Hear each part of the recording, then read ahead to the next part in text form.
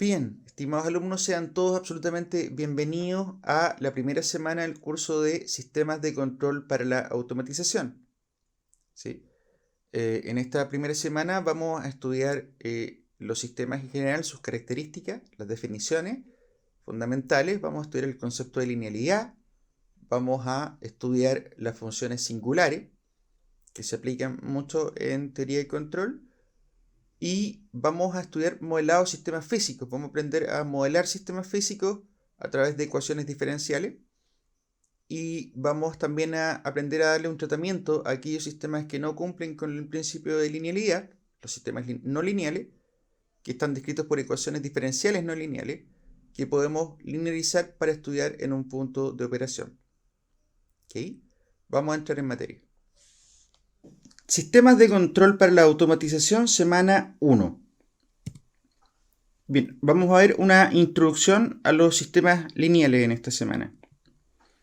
De esta introducción vamos a ver señales y sistemas, funciones singulares, modelado de sistemas y linealización. Señales y sistemas. Vamos a ver las definiciones del sistema, las propiedades y clasificación de sistemas, sistemas lineales e invariantes en el tiempo. Definición. Vamos a ver el mundo como señales que transportan información y que son transformadas por sistemas. Entonces el sistema lo vemos como una caja negra donde ingresa una señal y tenemos como respuesta otra señal de salida, transformada por el sistema. ¿Okay? El sistema transforma la señal de entrada y obtenemos una señal de salida, de una manera muy abstracta. ¿Sí? Podemos verlo también como una colección de objetos que está dispuesto de una forma ordenada de acuerdo a su finalidad. O un ente formado por un conjunto de elementos que evolucionan coordinadamente según determinadas reglas. Cualquier proceso produce una transformación de señales. ¿Sí? Cualquier proceso que produce una transformación de señales también se puede denominar sistema. Vamos a ver entonces, considerar a los sistemas como entidades abstractas, independientes de su estructura física, ¿sí? Como cajas negras, en donde podemos tener una entrada y una salida o múltiples entradas y múltiples salidas. Vamos a revisar ahora algo de la clasificación. ¿De tiempo discreto o de tiempo continuo? Por ejemplo, la temperatura que está midiendo un PLC no lo está midiendo de manera continua, ¿sí? Porque hay un tiempo entre que escanea la señal, la procesa y vuelve a escanear una segunda señal, ¿sí? Un segundo valor. Entonces, en ese tiempo va tomando valores discretos de la señal continua real, que cambia continuamente en el tiempo. ¿Sí? Esto se le llama una señal cuantizada en el tiempo. De acuerdo a la entrada-salida, lo vamos a clasificar en SISO, ¿sí? Una entrada, una salida, single input, single output. MISO, múltiple entrada, una sola salida. SIMO, una entrada, múltiple salida. Y MIMO, múltiples entradas y múltiples salidas. ¿Sí? Los podemos clasificar en sistemas lineales y no lineales. ¿Sí? Es lineal si la relación que existe entre la entrada y la salida es una relación lineal. ¿Sí? Como una ecuación de una recta que pasa por el origen. Hay una proporcionalidad entre ambas variables. En este segundo gráfico no. Es una curva. Así es que no es proporcional. ¿Okay? Este es un sistema no lineal. Bien, según la ecuación que define el sistema, se denomina lineal si la ecuación diferencial que lo define es lineal, y no lineal si la ecuación diferencial que lo define no es lineal. Entonces, ¿qué es la linealidad? Un sistema lineal posee las propiedades de homogeneidad y superposición, que vamos a revisar a continuación. La homogeneidad. Y para una entrada X tengo una salida Y, entonces para una entrada alfa por X va a tener una salida alfa por Y. ¿Sí? La proporcionalidad. Y la superposición. ¿Sí? Si para una entrada X1 tengo una salida Y1, y para una entrada x2 tengo una salida y2, entonces para una entrada x1 más x2 puede tener una salida y1 más y2. Principio de superposición de los efectos. ¿Ok? Bien, vamos a ver un ejemplo. La función y de t igual 2t. Vamos a ver si esta función es lineal o no. ¿Ok? Principio de homogeneidad. Entonces, y de alfa por t va a ser 2 por, y donde estaba el t, ahora voy a reemplazar alfa por t. ¿Sí? Porque ya no es y de t, sino que es y de alfa por t. Y obtengo que es lo mismo que alfa por 2t, que es lo mismo que alfa por i de t. ¿Se cumple la homogeneidad? Sí. Check. Luego, superposición. Voy a tener una I1 de T1, una salida 1 para una entrada 1. Y voy a tener un I de T2, que es la salida para una entrada T2. ¿Ok? Ahora, si yo los sumo, ambos, ¿qué obtengo? Factorizo al lado derecho de la ecuación por 2 y obtengo T1 más T2. ¿Ok? 2 por T1 más T2. Que es lo mismo que I de T1 más T2. ¿Ok? Así que también se cumple la superposición. Y si se cumple la homogeneidad y la superposición, este sistema es lineal. Veamos ahora otro ejemplo. I de t es 3 por t al cuadrado. Homogeneidad. I de alfa por t va a ser 3 por alfa por t al cuadrado. O sea, aplicamos al cuadrado y resulta ser que ahora eso es distinto de alfa por i de t. ¿Sí? Sería en realidad alfa cuadrado por i de t. O sea, alfa cuadrado por i de t. Si junto el 3 con el t cuadrado es alfa cuadrado por i de t. Entonces ya no se cumple la homogeneidad. Basta con que una de las dos condiciones no se cumpla para entonces poder decir que el sistema es no lineal. ¿Sí? Invariancia temporal. Un sistema invariable en el tiempo es aquel en el cual sus parámetros no se modifican con el tiempo. ¿Sí? Por ejemplo, si tenemos un circuito RLC, el R, el L y el C se van a mantener constantes durante el tiempo. ¿Okay? Yo hago un análisis y hago otro análisis y los parámetros no han cambiado en cada instante. ¿Okay? Son constantes. Luego, la dinámica de los sistemas de tiempo continuo se representa mediante ecuaciones diferenciales y las de los de sistema de tiempo discreto mediante ecuaciones de diferencia.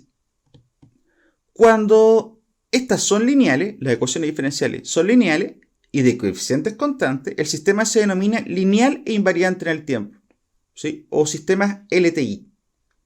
Esa es la forma habitual de encontrarlo en la literatura.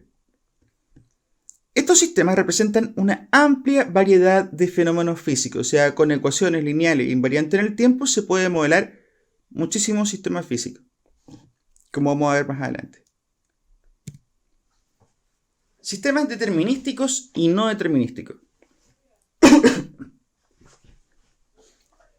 Si existe una regla que relaciona la entrada con la salida, una regla conocida, entonces el sistema es determinístico. ¿Sí? Por ejemplo, pueden ser reglas de la física, que relaciona una variable con otra. ¿Sí? Generalmente se puede expresar en forma analítica esta regla, como el lenguaje y las matemáticas. Bien, en un sistema no determinístico, la regla que relaciona la entrada y la estadística es probabilística, es estadística. ¿Sí? No proviene de las leyes de la física. Es un sistema no determinístico. También se le llama sistema estocástico.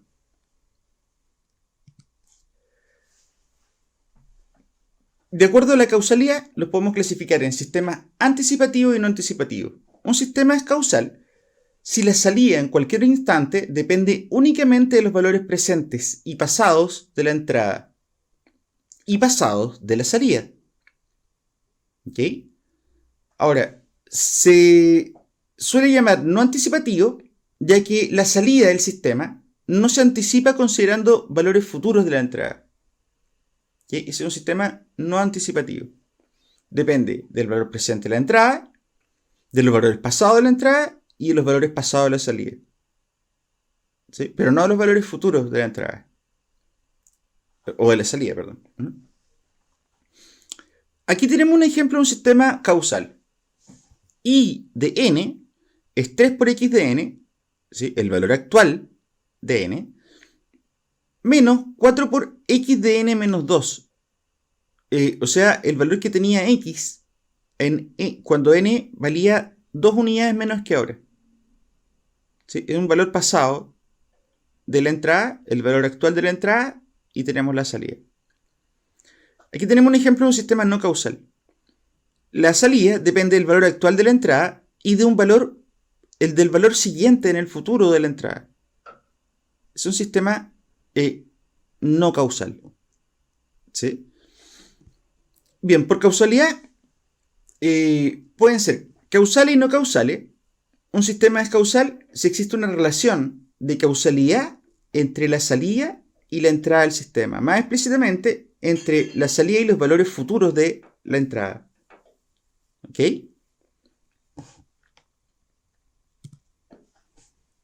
De parámetros concentrados y de parámetros distribuidos. En un sistema de parámetros concentrados, la entrada afecta en forma simultánea a cada uno de los elementos del sistema. Se pueden describir mediante ecuaciones diferenciales ordinarias. Y en los parámetros distribuidos interesa la forma en que se distribuye la entrada o sus efectos en las dimensiones espaciales del sistema. Deben describirse mediante ecuaciones diferenciales en derivadas parciales. ¿Okay? El ejemplo típico es una línea de transmisión. Si usted tiene una línea de transmisión realmente corta, cuando usted aplique voltaje en la entrada y la salida de la línea está abierta, el voltaje que usted va a ver en la salida es el mismo que en la entrada. No hay nada consumiendo al final de la línea. ¿Okay? Entonces, no hay un desfase ni una diferencia en magnitud significativa al menos en una línea corta. Pero si la línea es larga, estamos hablando de líneas de más de 200 kilómetros, empieza a jugar un papel la velocidad de propagación del campo electromagnético dentro del cobre o dentro del aluminio, lo que sea la línea, dentro del material. Y entonces el voltaje que veo al final de la línea abierta va a ser distinto del voltaje de la entrada, va a estar desfasado y va a estar afectado en magnitud además. ¿Sí? Porque la línea misma ya está afectando a la entrada. La entrada no se distribuye uniformemente por toda la línea en el mismo instante. ¿Sí? Va viajando. Por ejemplo, un sistema de parámetros distribuidos es un sistema de cañerías en donde cuando empieza a circular el flujo, primero tiene que distribuirse por toda la red hídrica antes de poder empezar a emitir cargas, presión.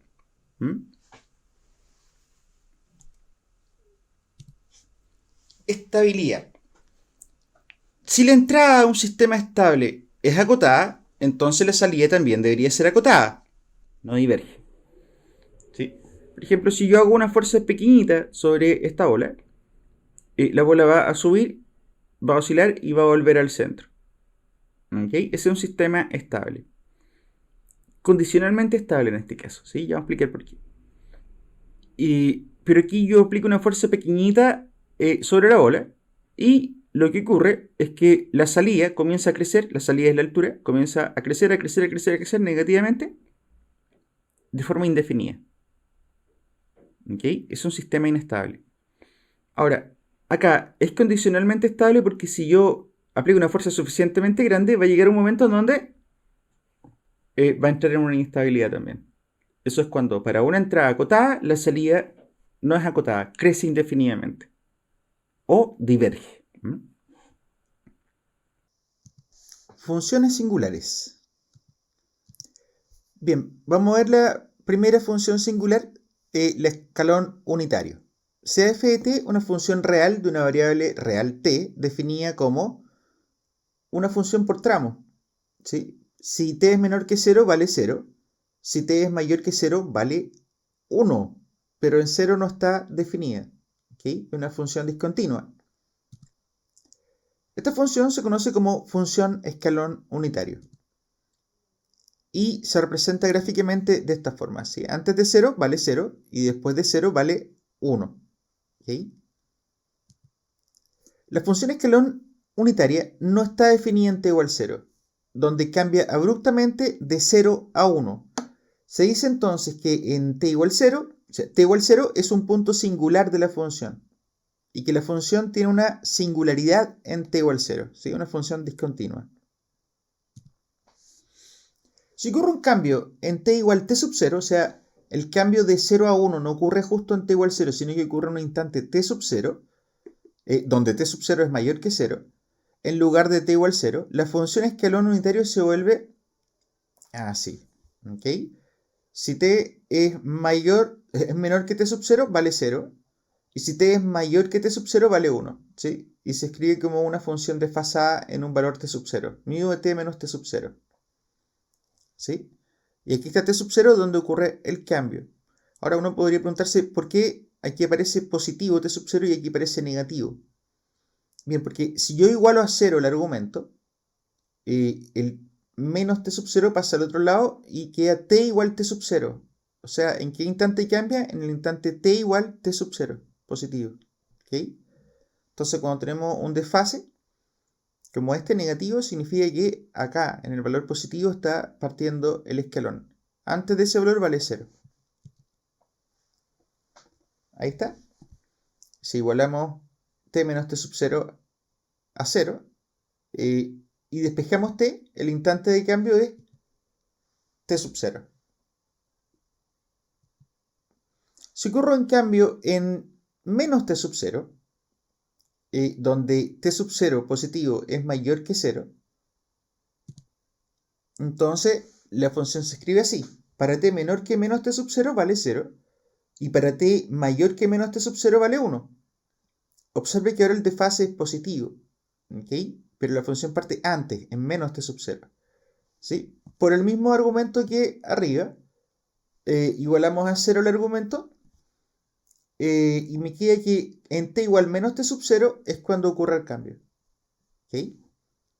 Bien, sea f de t una función real de la variable t definida como mu de menos t. ¿Okay? O sea, para t mayor que 0 vale 0 y para t menor que 0 vale 1. O sea, antes de t igual 0 tenía un valor y después de t igual 0 se hace 0. ¿Sí? Es como el complemento de mu de t. Esa función se puede escribir como 1 menos mu de t. ¿Sí? Entonces, cuando en un ejercicio no aparezca mu de menos t, lo podemos reemplazar por 1 menos mu de t. ¿Para qué se aplica esta función? Bien, podemos escribir que una fuente de tensión es b sub 0 por mu de t. ¿Y qué significa esto? Que esta fuente de tensión antes de t igual 0 valía 0 y después de t igual 0 vale b sub 0, porque es b sub 0 por 1, así que me queda b sub 0. ¿Sí? Y eso modela un interruptor. ¿Sí? Antes de t igual 0, la tensión aquí valía 0 entre estos terminales. ¿Sí? Pero cuando esto conmuta, eso quiere decir que ahora este terminal queda conectado al positivo de la fuente y por abajo estamos conectados al negativo. Entonces ahora la tensión pasa de ser 0 a tener un valor b sub 0. ¿Sí? En un cambio abrupto. ¿Sí? Estamos considerando que el interruptor cambia de forma instantánea, básicamente. O tiene un cambio muy rápido. Eso lo modelamos entonces como una fuente de tensión b sub 0 por mu de t. En general, si el interruptor conmuta en t sub 0, entonces el voltaje en función del tiempo va a ser 0 para t menor que t sub 0 y b sub 0 para t mayor que t sub 0.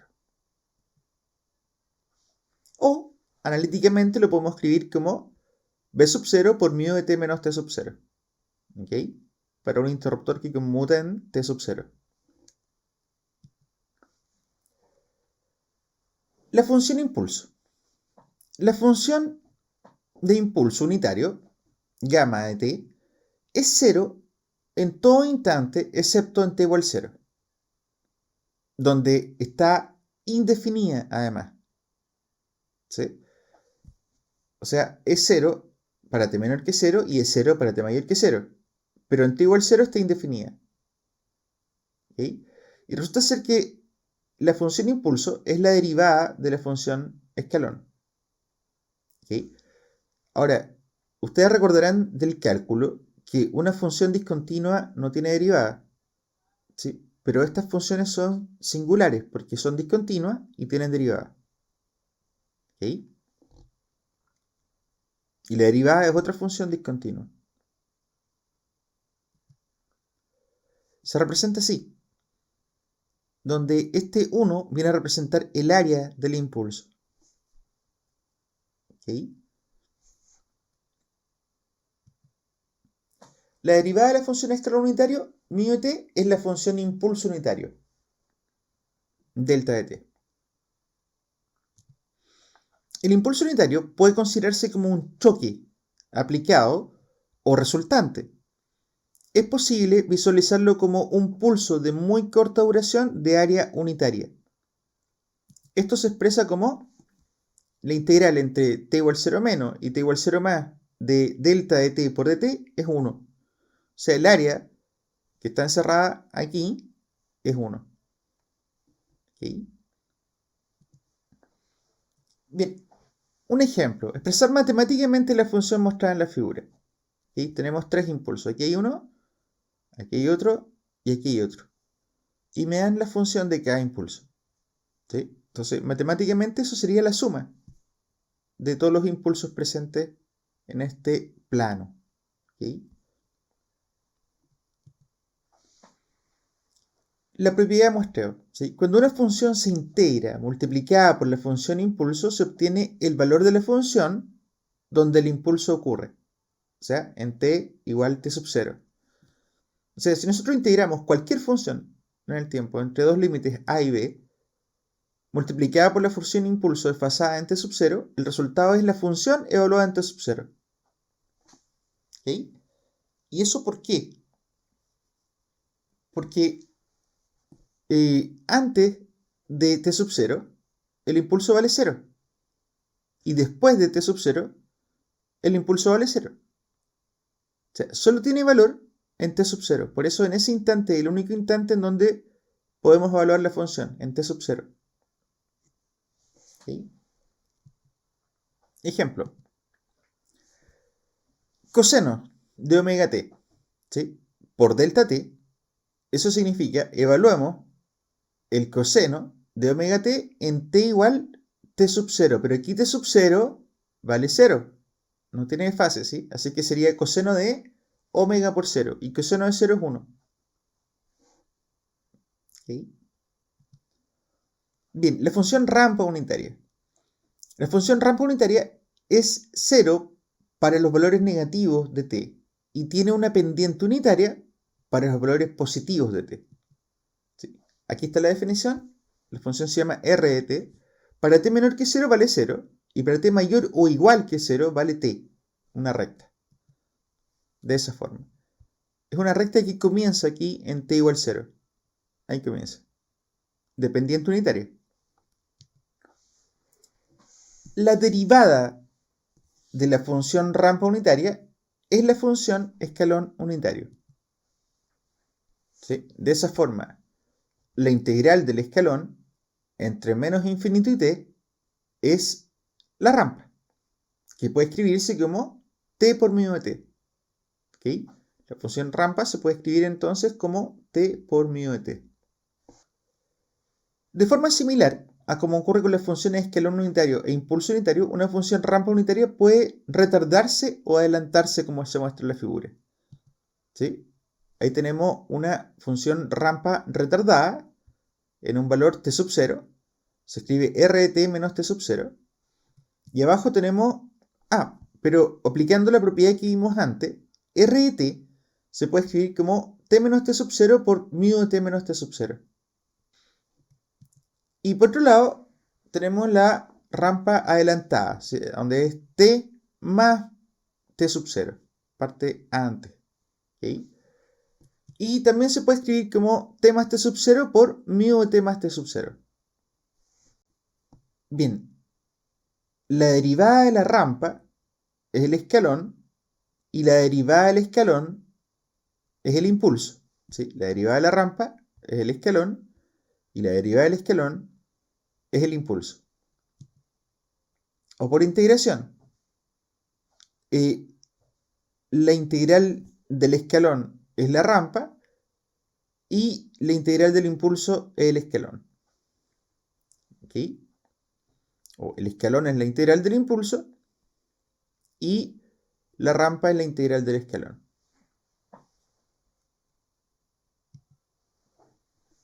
Otro ejemplo, suma de escalones. ¿Cómo se sumarían dos funciones de escalón?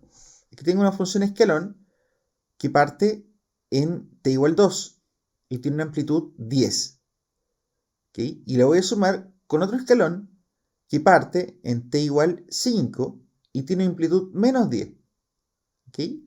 Entonces, estos se suman por tramo. En el primer tramo, de 0 a 2, no hay ninguna de las dos funciones, así que vale 0. Entre 2 y 5 solamente está presente esta función, así que se mantendría este escalón. Pero de 5 hacia arriba están los dos escalones sumándose, uno con amplitud más 10 y el otro con amplitud menos 10, así es que se anulan mutuamente y queda 0. ¿Cómo quedaría ese resultado? Así. Entre 0 y 2 no hay nada, ¿sí? En ambos lados. Luego, entre 2 y 5 solamente está presente esta. Entre 2 y 5, de amplitud 10. Y de 5 en adelante aparece una amplitud menos 10 que anula a la de 10 y queda en 0. Ahí estamos viendo las dos funciones sobre el mismo eje. Como esas dos partes se anulan y me queda la resultante.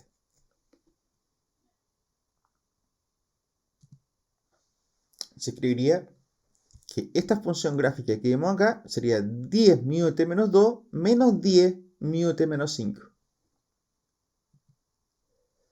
Suma de rampa. Aquí lo que se suman son las pendientes. ¿Ok?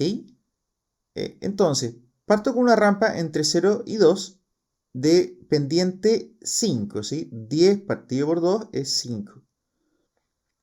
Y en t igual 2 aparece una rampa de pendiente negativa también menos 5, ¿sí? Sí, porque sería menos 10 partido por 4 menos 2. 4 menos 2 es 2. Menos 10 partido por 2 es menos 5, sería la pendiente de esta otra recta. Entonces, si las dos pendientes se suman a partir de t igual 2, ¿qué pendiente queda? Una pendiente 0. Y una pendiente 0 es una horizontal. ¿Sí? Tenemos la primera pendiente, 5r de t.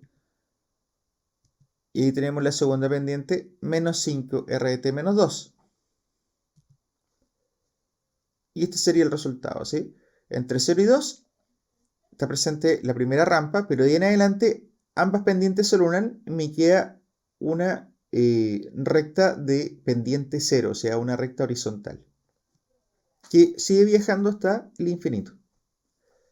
Entonces, la expresión analítica sería 5r de t menos 5r de t menos 2. Otro ejemplo. Obtener la suma de funciones singulares que representa la función mostrada en la figura. Aquí yo tengo que decir cuál es la suma de funciones que me da esta gráfica. ¿Ok? Bien, igual que antes, entre 0 y 1 no hay nada, así es que aquí parte una rampa. Luego la rampa se anula, pero al mismo tiempo que se anula, la pendiente queda en 0, el valor. ¿Cómo puedo una recta que está viajando por acá con amplitud 30 hacerla 0? Le tengo que restar un escalón de amplitud menos 30. ¿Sí?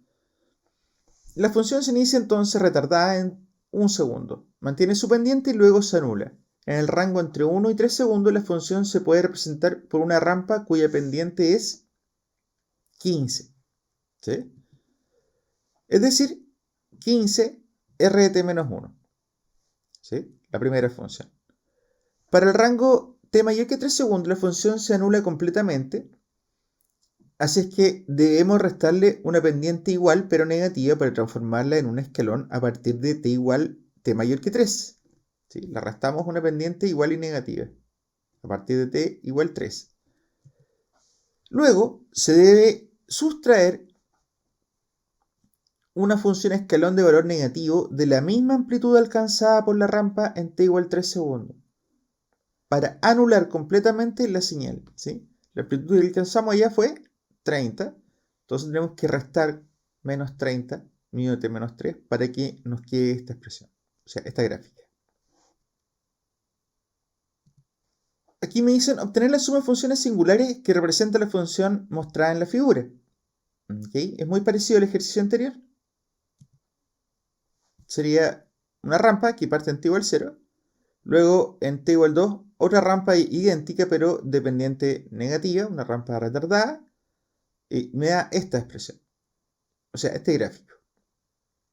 ¿Y cómo anulamos esta parte de acá? Bueno, le sumamos un escalón de amplitud, en este caso llegamos hasta 10 aquí arriba, de amplitud menos 10, y obtenemos el triangulito que nos mostraba en la figura. ¿Sí? Eso sería 5r de t menos 5r de t menos 2 menos 10 mu de t menos 2. Esta función.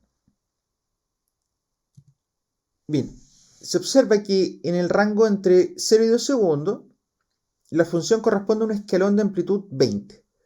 Luego, en el rango entre 2 y 4, cambia drásticamente a una amplitud menos 20. Y finalmente, en el rango t mayor que 4, la función se anula completamente. De esta forma tenemos que, ahí están los tramos de la función discontinua que tenemos, que puede escribirse como 20 mu de t, ¿sí? Este escalón, menos 40, para que quede 20 menos 40 menos 20 la amplitud.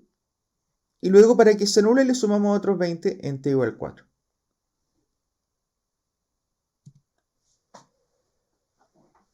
Otro ejemplo, obtener g en términos de funciones singulares. Aquí tenemos una función discontinua y me piden que la exprese en términos de funciones singulares. ¿Okay? Entonces vamos a ir por tramos, t menor que 0, entre 0 y 1 y t mayor que 1. Para t menor que 0, vale 3. Eso lo podemos expresar como 3 por mu de menos t. ¿Sí? Antes de t igual 0 valía 3. ¿Sí? Recordemos que mu de menos t también se puede escribir como 1 menos mu de t. Para t entre 0 y 1, tenemos menos 2 mu de t menos mu de t menos 1. ¿Sí? Porque vale menos 2 en una ventana entre 0 y 1. Y eso es una resta de escalones. ¿Okay? Y luego tenemos esto, que viene a ser una rampa. ¿Sí? Para t mayor que 1, tenemos esto. 2 por t menos 4 por mu de t menos 1. ¿Ok? O sea, a partir de ese momento comienza esta función. Entonces, aquí vamos a tener que desarrollar, ¿sí? Ahí tenemos g de t sumando cada una de las tres funciones. Las tres funciones se están sumando. Esta expresión la desarrollamos, multiplicamos el 2, lo ingresamos dentro de la expresión. Esta parte de acá la multiplicamos de esa forma. Esos dos términos son términos semejantes, los sumamos. Y luego arreglamos la expresión, aquí factorizando por mu de t. ¿Sí? Mu de t menos 1. Factorizo por mu de t menos 1, me queda esto que está acá. Y resulta que esto que estamos viendo aquí, t menos 1 por mu de t menos 1, es una rampa. ¿Sí? Es r de t menos 1. Entonces me queda 2 por r de t menos 1. Y finalmente mu de menos t lo cambiamos por 1 menos mu de t. Y obtenemos esta expresión. 3 mu de t, perdón, 3 menos 3 mu de t menos 2 mu de t más 2 r de t menos 1. Sería la suma de funciones singulares que representa esta función discontinua. ¿Okay? Bien. Bueno, aquí tenemos 2 mu de t que se pueden sumar. Menos 3 y menos 2, así que me queda menos 5. Más reducida aún la expresión. Correcto, exprese g de t en términos de funciones singulares. Y que es una función periódica. ¿Sí? Bien, se construye cada intervalo para t mayor que menos 2 y menor que menos 1. Aquí, en este intervalo. Mu de t más 2. Entre menos 1 y 0 es menos mu de t. ¿Sí? Para que se anule, me quede 0. Entre 0 y 1 es mu de t más 0, si usted quiere, o mu de t nomás. ¿Sí? Viene a ser esta función que está aquí. Entre 1 y 2 es menos mu de t menos 1. Entre 2 y 3 es mu de t más, menos 2. Entre 3 y 4, si siguiéramos hacia adelante, menos mu de t menos 3. Y si escribimos la serie de los términos que hemos encontrado hasta ahora, observamos un patrón. ¿Sí? Todos esos términos son pares. ¿Sí? De la forma 2 por k. Y todos esos términos son impares. ¿Sí? 1, 3, 5, de la forma 2 por k más 1.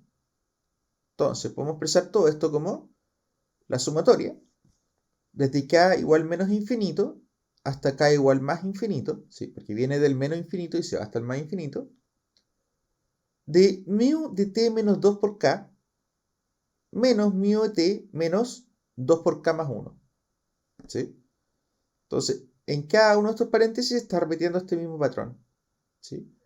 Por ejemplo, si k vale 0, aquí sería mu de t menos 0, esto que tenemos acá, menos mu de t menos 2 por 0 es 0, más 1 es 1. O sea, 2 por mu de t menos 1, esta parte de acá.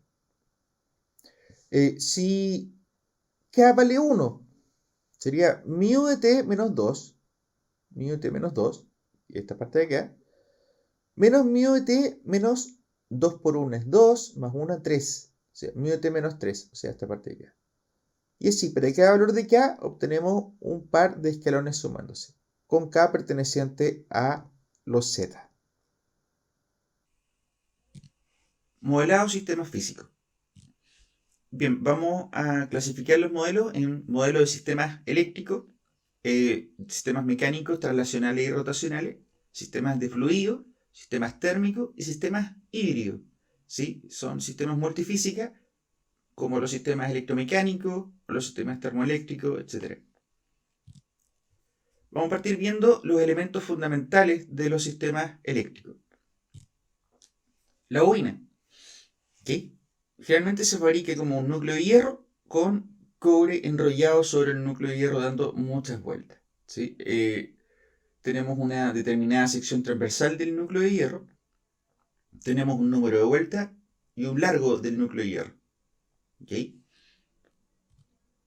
Bien, la inductancia de la bobina se define como una variación de flujo con respecto a una variación de corriente. ¿Qué quiere decir esto? Es para 1 amper circulando por esta bobina, yo puedo medir aquí un flujo. Después, para 2 amperes, mido nuevamente el flujo. Para 3 amperes, mido nuevamente el flujo. ¿Sí? Bien, la relación entre el flujo y la corriente es una relación lineal. ¿Ok? Y la variación de flujo respecto de corriente, entonces es una constante y le llamamos L, inductancia, y se mide en Henry. La reluctancia de un circuito magnético se define como el largo partido por el producto entre la permitividad relativa del material y el área de la sección transversal. El flujo por la reluctancia es lo que se llama la fuerza magnetomotriz, N por I, sigue recordando el electromagnetismo. Y aquí podemos despejar el flujo. Y ahora que tenemos una expresión para esta configuración particular de bobina, ¿sí? Ahora podemos entonces derivar con respecto al tiempo, ¿sí? Porque sabemos que el voltaje inducido es N por dφ en dt. Entonces derivamos esta expresión con respecto al tiempo y la reemplazamos ahí y nos queda que es N cuadrado partido por la reluctancia por dI en dt. ¿Okay? Entonces, arreglando esta expresión, al reemplazar la reluctancia, obtenemos que el voltaje en la bobina es mu sub r por n cuadrado, el número de vueltas al cuadrado, por el área de la sección transversal partido por el largo del núcleo.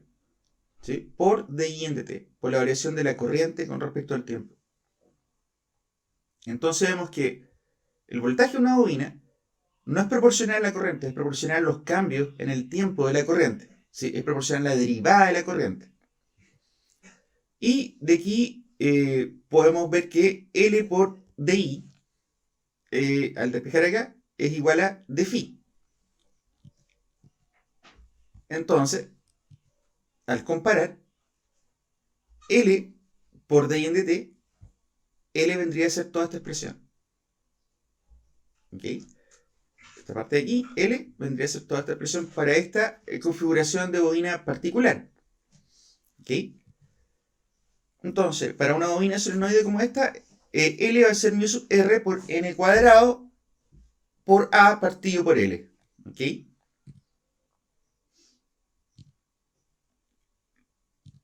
Bien, el voltaje entonces de la bobina va a ser L por dI en dt, y la corriente es 1 partido por L por la integral entre 0 y t del voltaje de la bobina con respecto al tiempo. Ok. El condensador. ¿Sí? Aquí vemos una imagen de un condensador de placas paralelas. Este es un condensador trifásico comercial. Y este es su símbolo, el símbolo del condensador.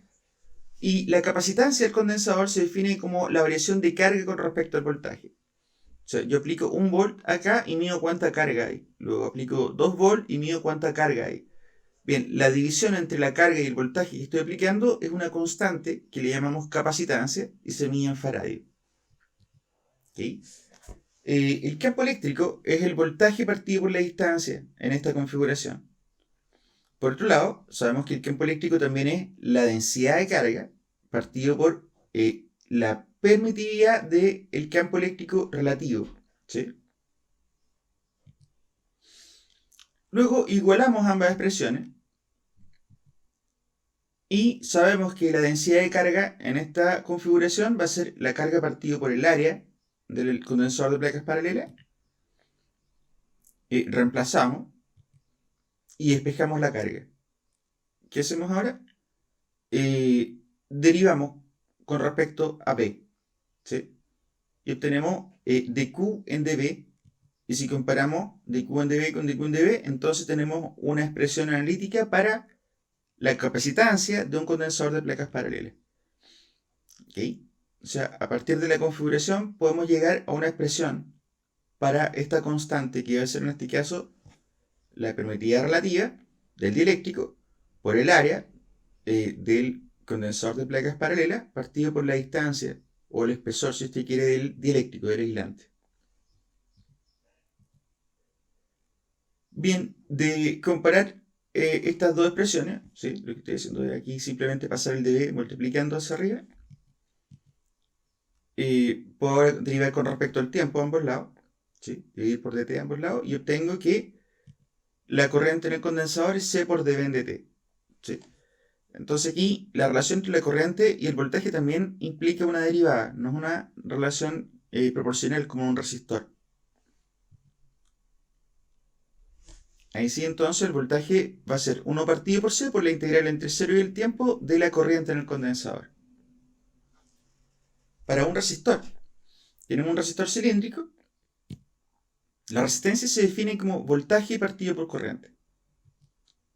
Y entonces, para un delta V aplicado a un conductor, menos la integral del campo eléctrico entre A y B, entre dos puntos, del producto punto entre el vector campo eléctrico y un diferencial de línea, me da E por L en esta configuración. ¿Okay? Entonces puedo decir que el campo eléctrico es simplemente el voltaje partido por el largo. Y por otro lado, yo sé que J es 1 partido por ρ por el campo eléctrico. Si reemplazo la expresión que tengo de campo eléctrico, obtengo que J es 1 partido por ρ por B sub R partido por L. Aquí ρ no tiene el mismo significado que en el electromagnetismo cuando se ve electrostática, que es densidad de carga. Aquí ρ es resistividad del material. J, la densidad de corriente. J, que es la densidad de corriente, es cuánta corriente hay por área, por superficie. ¿Okay? Así que igualamos ambas expresiones y ¿qué obtenemos? Una expresión que me define la resistencia como B partido por I, que sería ρ por L partido por el área de la sección transversal. ¿Okay? Entonces, si comparamos, R para esta configuración sería ρ por L partido por el área. ¿Okay? Entonces, I va a ser B partido por R y B va a ser R por I. ¿Bien? Ahora que ya tenemos todos estos elementos, aquí vamos a ver un resumen de las relaciones entre las dos variables, voltaje y corriente, en una bobina, una capacitancia, en un condensador y una resistencia. ¿Okay? Aquí se ha supuesto que hay condiciones iniciales. ¿Sí? Como esta es una integral indefinida, hay que sumar una constante y esa constante es una condición inicial, el voltaje en el condensador en t igual a 0. Lo mismo acá con la integral del voltaje. Como está indefinida la integral, lo que hacemos es sumarle la constante que es una condición inicial, la corriente en t igual a 0 en el inductor. Bien, si integramos con límites definidos, desaparece la constante porque va a reaparecer cuando evaluamos en t igual a 0 la integral. ¿Okay? Veamos un modelo que contempla dos elementos, una inductancia y un resistor. ¿Sí? La señal de entrada es E sub I y la señal de salida es E sub 0, que es el voltaje en el resistor. ¿Okay? Entonces, lo que hacemos es aplicar una ley de Kirchhoff de voltaje. B sub L más B sub R es igual a E sub I. ¿Okay? Y B sub L es L por D en dt.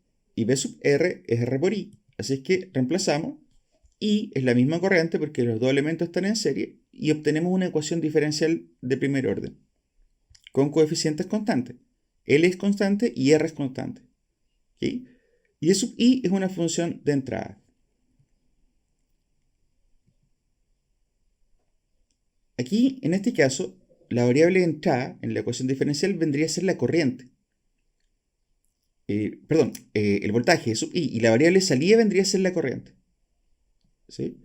Lo que resolvemos en la ecuación diferencial viene a ser la variable de salida. Y con esa corriente después la multiplicamos por R y obtenemos E sub 0. Si consideramos que E sub 0, ¿sí? La señal de salida, vamos a cambiar ahora la señal de salida, es R por I,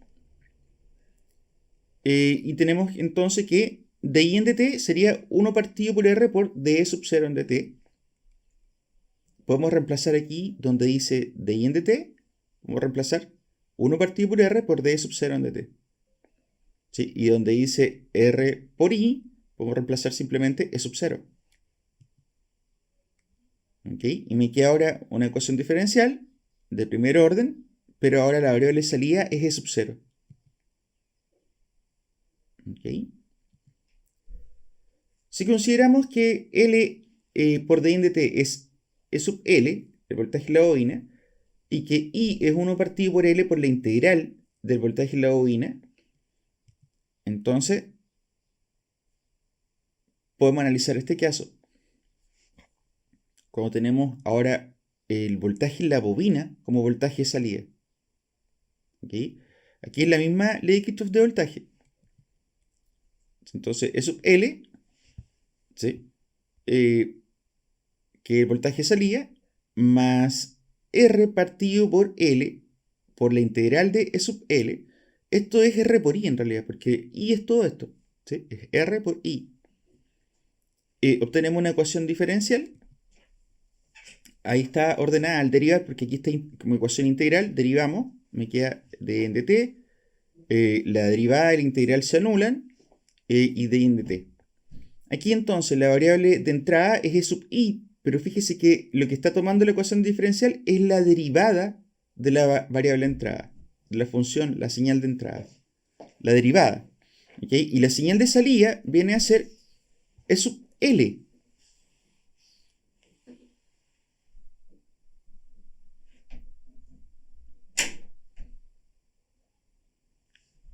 ¿sí? Donde E sub L es el voltaje en la bobina. ¿Okay? Entonces, para una misma red, podemos expresar de distintas formas la ecuación diferencial que define la entrada y la salida.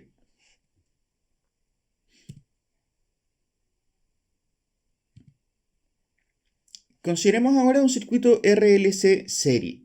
¿Okay? Nuevamente aplicamos la X de voltaje. Se suman los tres voltajes en serie y son iguales al voltaje de la fuente. Y reemplazamos lo que es cada cosa en la ecuación. Obtenemos esta ecuación. Es una integral, una ecuación íntegro diferencial porque contiene integrales de la variable y derivadas de la variable. Lo que podemos hacer aquí es llevarlo a la forma estándar derivando con respecto al tiempo, ¿sí? Entonces aquí me quedaría la segunda derivada, la primera derivada, aquí la derivada de la integral se anulan y aquí me queda la primera derivada de la entrada. ¿Okay? Fíjese que entonces la señal de salida, que es la corriente en este caso, me conduce a una ecuación diferencial lineal de segundo orden, segunda derivada, de coeficientes constantes. Y aquí está ya en la forma estándar. L, R y C son coeficientes constantes. Si consideramos que E sub 0 viene a ser el voltaje en el condensador, ¿sí? Y el voltaje en el condensador está dado por esta expresión, entonces reemplazamos ahora nuestra variable de salida para que ya no sea la corriente, sino que sea el voltaje en el condensador. Entonces, al despejar, tenemos que la corriente en el condensador también sería C por dV E sub 0 en dt. E sub 0 ahora es nuestra señal de salida, el voltaje en el condensador. Y de I en dt, si derivamos aquí esta expresión con respecto al tiempo, que tenemos que de I en dt es C por d segunda de E sub 0 en dt cuadrado, y podemos reemplazar y obtenemos esta ecuación diferencial en donde la señal de entrada es sub I y la señal de salida es el voltaje en el condensador. ¿Sí? Esta es una ecuación diferencial lineal de segundo orden con coeficientes constantes, LTI. Sistemas mecánicos. Bien, igual como vimos con los sistemas eléctricos, vamos a estudiar primero los elementos fundamentales, elementales de los sistemas mecánicos. Y el primer elemento que vamos a estudiar es el amortiguador o damper. ¿Okay? ¿En qué consiste? ¿Sí? Es un cilindro sellado en donde adentro generalmente hay un fluido, que puede ser normalmente aceite, y tenemos unas restricciones ahí de fluido. Entonces, si yo quiero cambiar la posición drásticamente de este elemento pone mucha resistencia a los cambios bruscos de posición. ¿Sí? En realidad se oponen los cambios bruscos de velocidad. ¿Sí? Si yo voy empujando lentamente esto hasta el fondo, opone cierta fuerza, pero si lo quiero hacer rápido, opone más fuerza. ¿Okay? Se representa esquemáticamente de esta manera.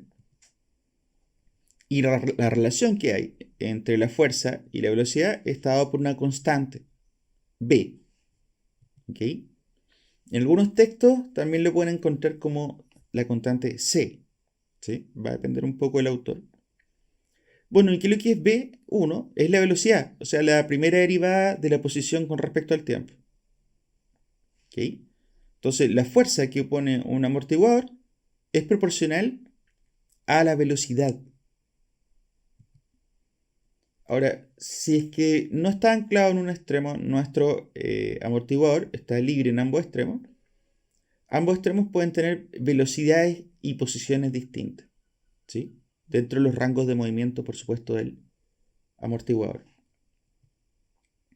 En este caso, la fuerza es proporcional a la diferencia de velocidades, ¿sí? La velocidad en un extremo y la velocidad en el otro extremo. O si usted quiere, es proporcional a la diferencia entre la primera derivada de la posición de ambos extremos. El segundo elemento es el resorte. ¿Okay? Esa es su representación esquemática. Y en el resorte ocurre que la fuerza que pone el resorte es proporcional a la distancia a la que se está comprimiendo o estirando. ¿Okay? Entonces, lo que tenemos aquí es que la posición es la integral de la velocidad. Así que la fuerza es proporcional a la integral de la velocidad, o si usted quiere, a la posición. Si está libre en ambos extremos el resorte, ambos extremos podrían tener velocidades y posiciones distintas dentro del rango elástico del resorte. ¿Sí? Entonces, aquí se dice que la fuerza es proporcional a la diferencia de posiciones de ambos extremos. O si usted quiere, a la integral de las velocidades, de la diferencia de velocidades. Bien, vamos a ver entonces aquí un resumen de elementos con todas las ecuaciones, y hemos incluido la masa. Sí, la masa en realidad supone también a los cambios de estado de movimiento, y entonces la fuerza es proporcional a la velocidad. O si usted quiere, a la segunda derivada de la posición. ¿Sí? La fuerza es proporcional a la derivada de la velocidad o a la segunda derivada de la posición. La derivada de la velocidad viene a ser la aceleración. ¿Ok? Y eso viene de la ley de Newton. Bien, vamos a ver cómo se aplica esto a un sistema amortiguador masa. ¿Ok? Entonces tenemos en un extremo una fuerza de excitación F1 que está siendo aplicada a un extremo del amortiguador, y en el otro lado tenemos una masa unida sólidamente al otro extremo del amortiguador. Tenemos entonces dos posiciones y dos velocidades distintas, pero la fuerza es la misma. Bien, la fuerza para el amortiguador es proporcional a la diferencia de velocidades, y aquí tenemos la expresión para la fuerza en la masa. ¿Ok?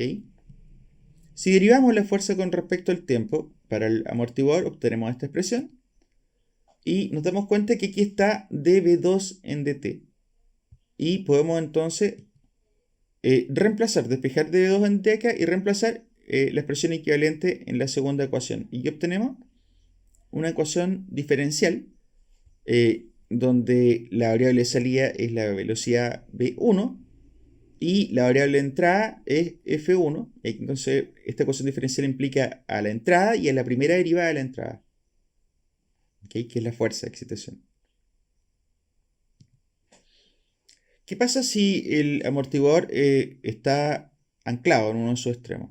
¿Sí? En electricidad esto viene a equivaler a que está puesto a tierra, está a un valor fijo de voltaje. ¿Sí? En este caso está a un valor fijo de posición y velocidad.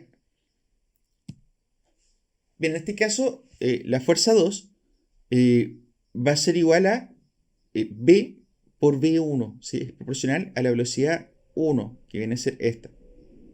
¿Ok? Bien, aquí las velocidades son la misma, pero las fuerzas son distintas. ¿Ok? Entonces, la diferencia de las fuerzas va a ser igual a la masa por la aceleración, ¿sí? Por la primera derivada de la velocidad. Y aquí podemos despejar, arreglar, y obtenemos esta ecuación diferencial, ¿sí? Donde la entrada es F1 y la salida es la velocidad 1. Este es otro ejemplo de sistema mecánico en donde tenemos un resorte y un amortiguador. Para el resorte sabemos que es K por X. Para el amortiguador, proporcional a la derivada de la posición, a la diferencia de las derivadas de posición. Y entonces derivamos la primera ecuación con respecto al tiempo y la reemplazamos acá. ¿Sí? Despejamos de x1 en d y reemplazamos acá. ¿Y qué obtenemos? Una ecuación diferencial. Aquí está ordenada, donde la salida es la posición x2 y la entrada es f1. ¿Sí? Entonces aquí en la ecuación diferencial es proporcional a la entrada y la derivada de la entrada. Este es un sistema mecánico de tres elementos. Tenemos masa, resorte y amortiguador, ¿sí? En paralelo. Bien, lo que sabemos de la fuerza del amortiguador es que es proporcional a la derivada de la posición, y en la masa es que es proporcional a la segunda derivada de la posición, y que el resorte es proporcional a la posición. ¿Sí? Bueno, vamos a suponer unas ciertas condiciones iniciales. Eso quiere decir que la posición en t igual 0 es x0 y que la velocidad en t igual 0 es v sub 0. ¿Okay? Y por otro lado tenemos la fuerza, las leyes constitutivas. En este caso es la sumatoria de las fuerzas es igual a la masa por la aceleración. Entonces, aquí tenemos dos fuerzas operando, la del resorte y la del amortiguador. Si las condiciones iniciales son cero, entonces podemos escribir nuestra ecuación diferencial de esta forma. ¿Okay? La suma de la fuerza es igual a la masa por la aceleración. Ahí está ordenada la ecuación diferencial. O simplemente podemos, en vez de aplicar sumatoria de fuerza igual masa por aceleración, sumatoria de fuerza igual a cero y considerar a la inercia como una fuerza más. ¿Okay? La fuerza de la inercia, la fuerza del amortiguador y la fuerza del resorte. La suma de todas las fuerzas es igual a cero porque el sistema está en equilibrio. ¿Okay? En este caso no hay una fuerza externa. Es un sistema libre. ¿Okay? Este es un sistema con excitación externa. Aquí hay una fuerza actuando sobre la masa. Y este es el típico sistema masa-resorte-amortiguador que lo podemos encontrar en distintos sistemas mecánicos, por ejemplo en una bicicleta, o también lo podemos encontrar en los automóviles, etc. Y lo que hace es combinar estos dos elementos, un resorte y un amortiguador, para transformar la posición y la velocidad de la masa que está soportando. ¿Okay? Aquí tenemos las fuerzas que actúan sobre todos los elementos. Y hacemos que la sumatoria de las fuerzas ya esté en un sistema libre, sino que un sistema con excitación externa. La sumatoria de fuerza ahora es igual a la fuerza externa, ya no es igual a cero. Y la fuerza externa podría ser, por ejemplo, un pulso, que es una resta de funciones de escalón. O podría ser cualquier otra función matemática en realidad. Si las condiciones iniciales son cero, entonces podemos escribir nuestra ecuación diferencial, la suma de todas las fuerzas, es igual a la fuerza de entrada. Si las condiciones iniciales no son cero, tiene valores x0 y b sub 0, entonces la ecuación se escribiría de esta forma. ¿Okay? Aparecerían aquí las condiciones iniciales. Veamos un ejemplo, masa, resorte, amortiguador, que está arriba de un carro que es sin masa que se está moviendo. ¿Okay? Bien, aquí la sumatoria de las fuerzas es igual a la masa por la aceleración. En este caso estamos usando la coordenada I para la masa, el resorte y el amortiguador. Aquí está la fuerza del amortiguador y aquí está la fuerza del resorte. La coordenada U viene a ser la coordenada del carro sin masa, ¿sí? Que se está moviendo y entonces hace que opere la inercia y la posición I cambie, ¿sí? Se vaya hacia atrás. Aquí ya está ordenada la ecuación diferencial, donde tenemos en el lado izquierdo la señal de salida y en el lado derecho la señal de entrada, que viene a ser la posición del carro sin masa. Observe que es proporcional a la entrada y la derivada de la entrada. Para los sistemas mecánicos rotacionales tenemos algo equivalente, ¿sí? En vez de ser lineal, este es un sistema rotativo y entonces tenemos el equivalente al resorte, que viene a ser la elasticidad. Lo equivalente al amortiguador, que se llama amortiguador viscoso o damping. ¿Sí? Y aquí entonces ya no hablamos de fuerza, sino que hablamos de torque. Y ya no hablamos de posición, sino que posición angular. Sí, por ejemplo, aquí en el amortiguador, el torque es proporcional a la derivada de la posición angular, o sea, a la velocidad angular. ¿Sí? Se puede escribir ahí como velocidad angular o como derivada de la posición angular. En el caso del resorte, es proporcional a la posición angular. ¿Sí? O, si usted quiere, es proporcional a la integral de la velocidad. Recordemos que la integral de la velocidad es la posición. O en el caso de la inercia, el torque es proporcional a través del momento de inercia J a la derivada de la velocidad, que es lo mismo que la segunda derivada de la posición, o si usted quiere, la aceleración angular. Bien, veamos un sistema mecánico rotacional como este. Tenemos una masa con un damping. Entonces, la sumatoria de los torques es la masa por la aceleración, perdón, la inercia por la aceleración angular. tenemos entonces dos torques actuando, un torque motriz y un torque de damping. Y reemplazamos lo que es el torque de damping, que es esto, aquí. Y ordenamos la ecuación diferencial y tenemos una ecuación diferencial de primer orden, en donde la variable de entrada es el torque excitatriz y la variable de salida es la velocidad angular. ¿Okay? Si lo expresamos en términos de la posición, ¿sí? Recuerde que la primera derivada de la velocidad es la segunda derivada de la posición y la velocidad es la primera derivada de la posición. Tenemos entonces esta ecuación diferencial que escribe el sistema. Aquí tenemos un ejemplo donde hay un eje apoyado entre dos cojinetes y hay una flexotorsión, ¿sí? De esa manera. Entonces ahí hay una componente elástica en ese elemento. Y eso se modelaría así. Ahí tenemos el damping de ambos cojinetes.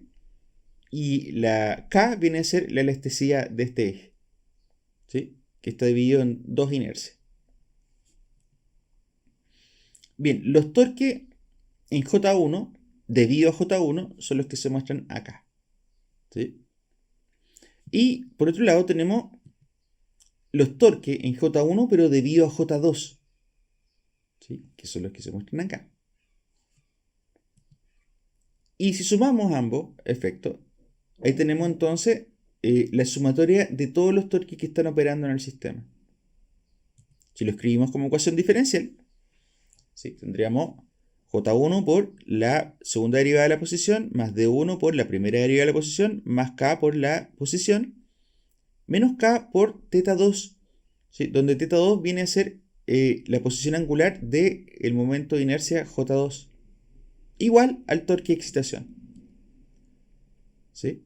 Por otro lado, el torque en J2 debido a J2, ¿sí? Son los que están operando aquí, más el torque en J2 pero debido a J1, que son los que se ven operando acá, ¿sí? Están relacionados a través solamente, fíjese, de la K. Y la suma de todos los torques son los que se muestran aquí. Y si lo escribimos como ecuación diferencial, aparecería esta ecuación diferencial. J2 por la segunda derivada de la posición angular 2, más D2 por la primera derivada de la posición angular 2, más K por la posición angular 2, menos K por θ1, ¿sí? La posición angular de el momento de inercia 1 igual 0. ¿Sí? Bien, otro elemento con lo que nos podemos encontrar en un sistema mecánico, sobre todo cuando estamos modelando electromecánico, son los engranajes. El engranaje es equivalente en electricidad a un transformador eléctrico, ¿sí? El transformador ideal, la potencia que entra y la potencia que sale son la misma, pero el producto entre el voltaje y la corriente cambia, o sea, cambia el V y cambia el I, pero no cambia P, ¿sí? Aquí es más o menos lo mismo, ¿sí? La potencia entrada del engranaje igual a la potencia salida. Entonces el torque por la velocidad angular de entrada es igual al torque por la velocidad angular de salida, pero vamos a tener distintos valores de velocidad y torque a ambos lados del engranaje, ¿sí? Tenemos un determinado número de engranajes aquí en N1 y un número N2 acá. Son distintos y tienen radios distintos. Entonces, el engranaje 1 gira a una velocidad y el engranaje 2 gira a otra velocidad distinta. Y tienen velocidades distintas, como la potencia es la misma, entonces los torques son distintos también. ¿Okay? Bien, lo que se cumple aquí es que el arco de R1 por θ1 es igual al arco R2 por θ2. ¿Sí? Y de aquí podemos obtener que θ2 partido por θ1 es igual a R1 partido por R2, y eso además es igual a N1 partido por N2, el número de dientes de cada rueda. Por otro lado, el torque por θ1 también es igual al torque 2 por θ2.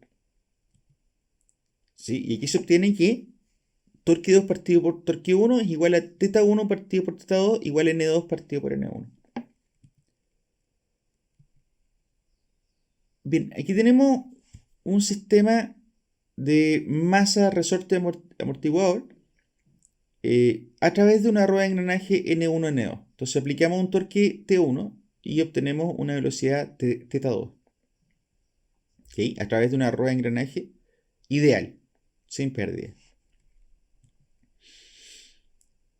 Bien, de aquí lo que sabemos es que el torque 2 va a ser el torque 1 por N2 partido por N1.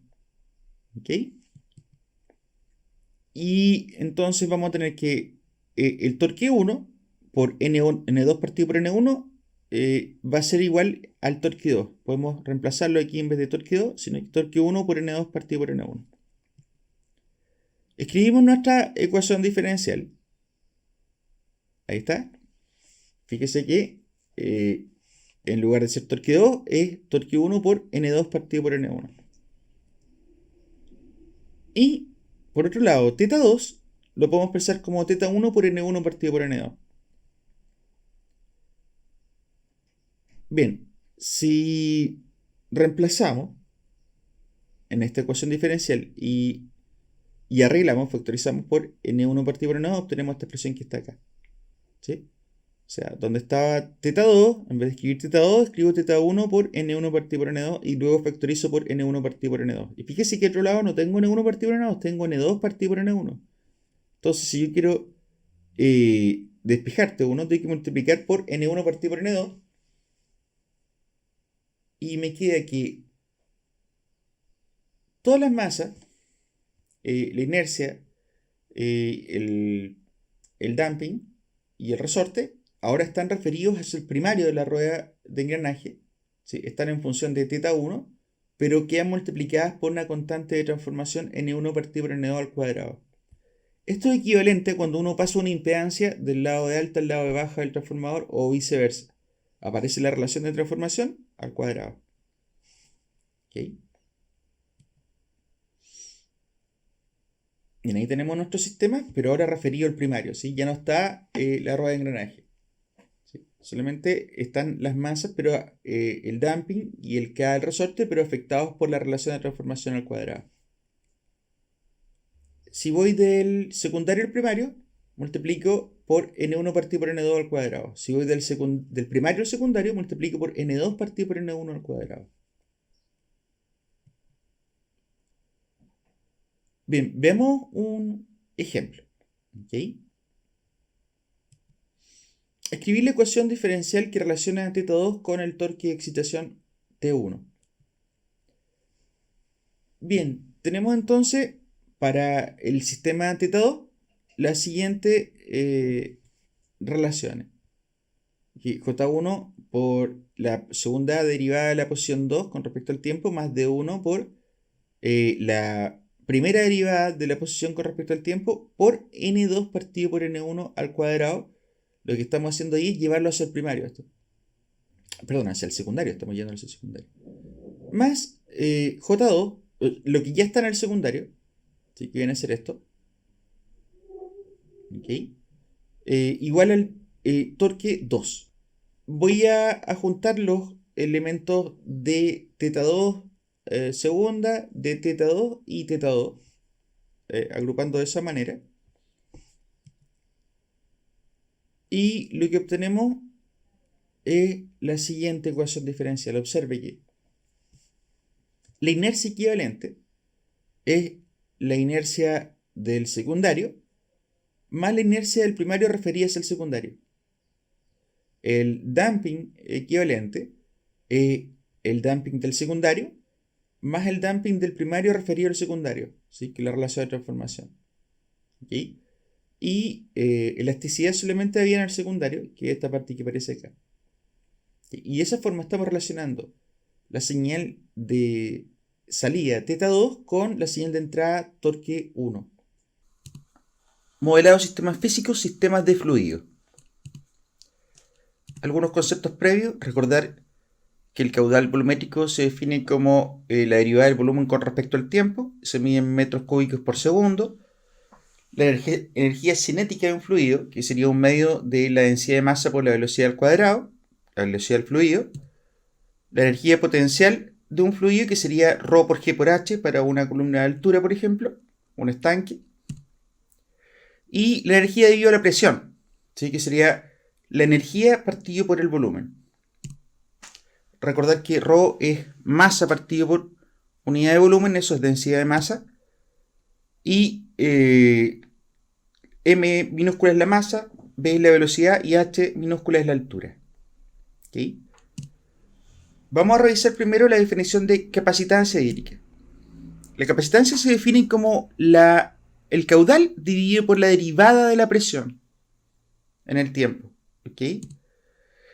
Bien, el volumen total dentro del estanque es la suma de los volúmenes que entran menos los que salen. Si derivamos con respecto al tiempo, tenemos una ecuación para el caudal. ¿Okay? Ahora, el volumen se puede escribir como el área, que es constante, por la altura. ¿Okay? Eso nos da el volumen. La derivada de un producto es la suma de las derivadas, y la derivada del área con respecto al tiempo es cero, porque el área no cambia con respecto al tiempo. ¿Okay? Entonces nos queda esta expresión, A por dH en dt. Eso lo podemos reemplazar aquí arriba y tenemos nuestra ecuación de equilibrio. Por otro lado, la presión es ρ por g por h. Podemos despejar h en función de la presión y derivar h con respecto al tiempo. ¿Sí? Tenemos esta expresión para dH en dt, que la podemos reemplazar en la ecuación de arriba, acá, y despejar de ahí área partido por ρ por g igual a delta Q partido por dP en dt. Y eso es justamente la capacitancia, ¿sí? La definición de la capacitancia. Entonces, la capacitancia para un estanque sería el área partido por el producto por ρ por g. ¿Sí? Y manipulando esta expresión, podemos obtener entonces la presión en función del caudal y el caudal en función de la presión a través de la capacitancia hídrica del estanque. La resistencia. ¿Sí? Esta es una aproximación lineal. Y la inertancia. Vamos a revisar esos dos conceptos. La resistencia a la presión viene a ser delta P partido por Q. ¿Sí? Pero en un estanque, por ejemplo, donde la presión es ρ por G por delta H, podemos expresar la resistencia en función de la altura, que es el caso más común en la literatura. ¿Okay? Pero hay dos versiones de la resistencia hídrica. La resistencia a la presión o la resistencia a la altura, que viene a ser exactamente lo mismo en un estanque. Bien, ambas resistencias se relacionan a través de esta expresión. Entonces, la presión va a ser R sub P por Q. Y Q va a ser 1 partido por R sub P por P. ¿Okay? Este es un elemento disipador de energía, como la resistencia en un circuito eléctrico. ¿Sí? Ahí sería el equivalente a V igual I por R. Correcto. Entonces, esta ecuación viene a ser equivalente como a la ley de Ohm eléctrica, ¿sí? V igual I por R. Por otro lado, vamos a tener la inertancia, que se define como una variación de presión respecto a la derivada del caudal respecto al tiempo. ¿Okay? Esto viene a ser el equivalente a la masa, ¿sí? La inercia que tiene la masa al desplazarse. Y podemos aplicar entonces la ley de Newton. La sumatoria de fuerzas es masa por aceleración, que aceleración es derivada de la velocidad con respecto al tiempo, y expresar en términos de la presión en vez de la fuerza. ¿Okay? Bien, la derivada de Q partido por A, ¿sí? Que eso es la velocidad. Aquí es la derivada de un producto, la derivada de Q por 1 partido por A, y resulta ser que la derivada del área, o de 1 partido por el área es una constante, así que la derivada de una constante es 0. Y obtenemos una expresión para A factor de P1 menos P2, que sería igual a ρ por el largo por dQ en dt, ¿sí? Expresando en lugar de masa, densidad de masa. ¿Okay? Nos queda esta expresión, ρ por el largo, ¿sí? Por dQ en dt. Bien, al despejar delta P y pasar dividiendo dQ en dt, ¿sí? El liquidity pasa debiendo, obtenemos esta expresión que es la definición de la inertancia.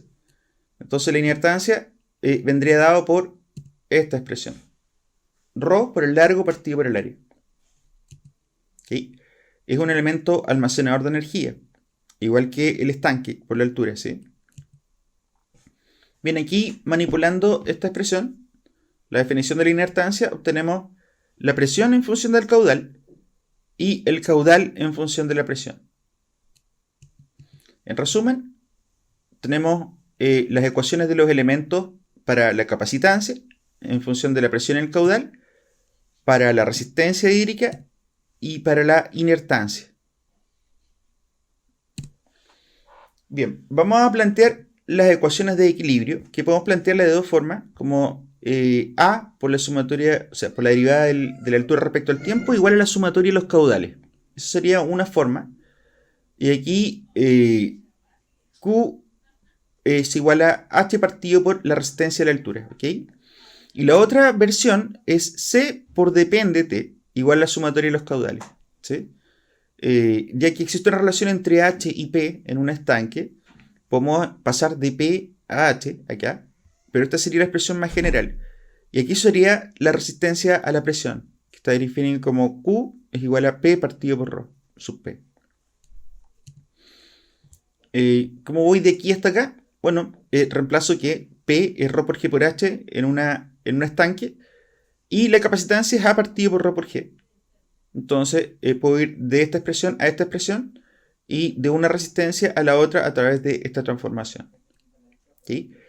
Sin embargo, nosotros vamos a trabajar más con esta expresión para estanques.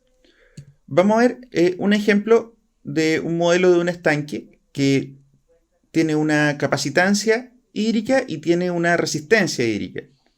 ¿Okay?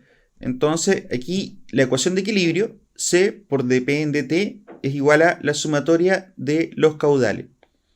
Tenemos un caudal que entra y un caudal que sale. ¿Okay? Entonces, C por dP en dt es caudal de entrada menos caudal de salida. Ahora, el caudal de salida lo podemos expresar a través de la fórmula de resistencia. ¿Sí? Aquí tenemos la resistencia en el caudal de salida.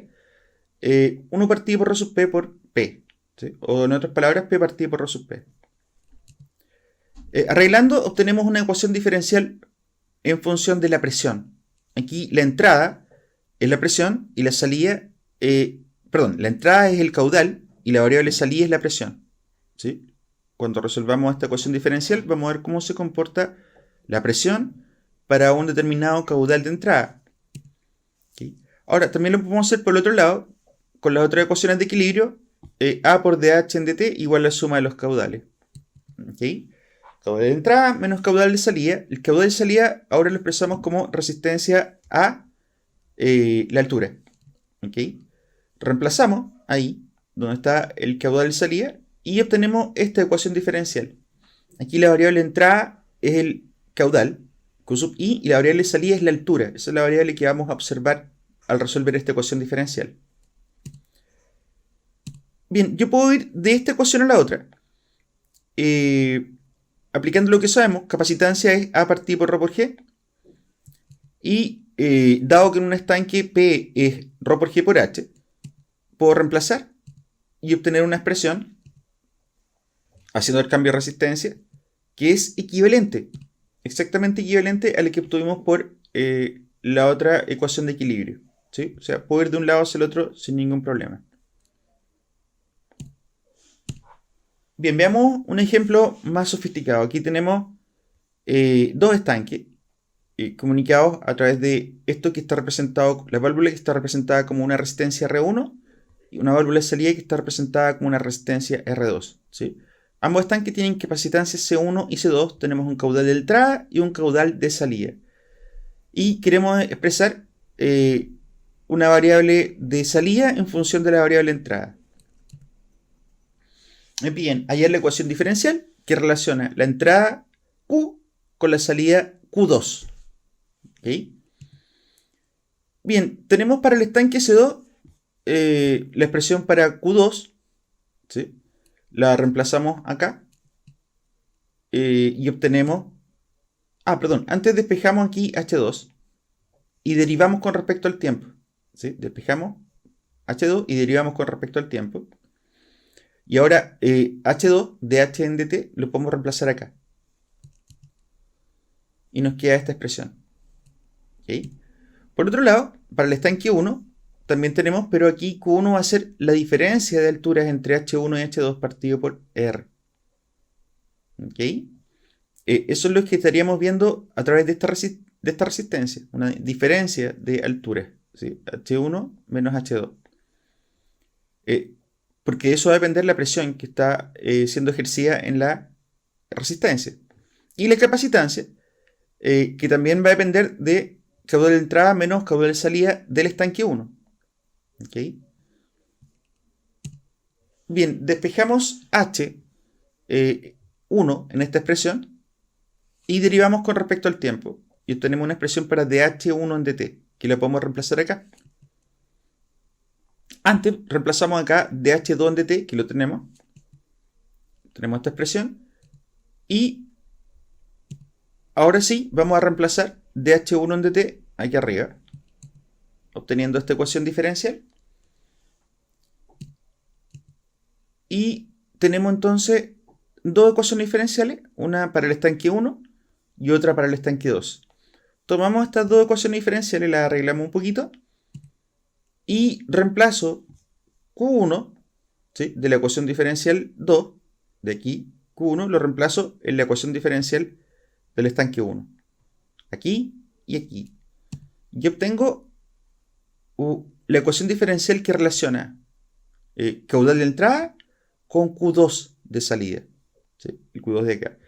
Es una ecuación diferencial de segundo orden, lineal, con coeficientes constantes. ¿Sí? Todos estos coeficientes C1, R1, C2, R2 son valores constantes. Tengo una constante por la segunda derivada de la variable, más otra constante por la primera derivada de la variable, más la variable igual la señal de entrada. Y esta ecuación diferencial describe completamente la dinámica, el comportamiento dinámico de este sistema.